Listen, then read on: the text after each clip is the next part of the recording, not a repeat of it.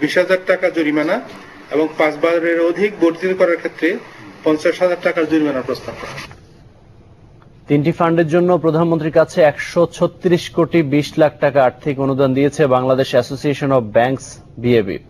সোমবার রাতে গণভবনে বিএবির সদস্য 37টি ব্যাংকের প্রতিনিধিরা এসব অনুদানের চেক তুলে দেন শেখ হাসিনার হাতে, যার মধ্যে সর্বোচ্চ 15 কোটি টাকা দিয়েছে ইসলামী ব্যাংক, আর সবচেয়ে বেশি 57 কোটি 45 লাখ টাকা অনুদান পেয়েছে বঙ্গবন্ধু মেমোরিয়াল ট্রাস্ট।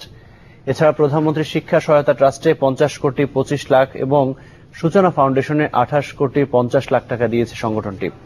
পরে অন্য এক অনুষ্ঠানে প্রধানমন্ত্রীর হাতে 6 কোটি 5 লাখ টাকা অনুদানের চেক তুলে দেওয়া হয় ব্যবসায় বিনিয়োগকারী বিভিন্ন শিল্প প্রতিষ্ঠানের পক্ষ থেকে, যা জমা হবে প্রধানমন্ত্রীর ত্রাণ তহবিল এবং বঙ্গবন্ধু মেমোরিয়াল ট্রাস্টের ফান্ডে। এছাড়া এফবিসিসিআই সভাপতি আব্দুল মাতলুব আহমদের নেতৃত্বে প্রধানমন্ত্রীর কাছে 21 কোটি টাকা অনুদানের চেক হস্তান্তর করেন ব্যবসায়ী প্রতিনিধিরা।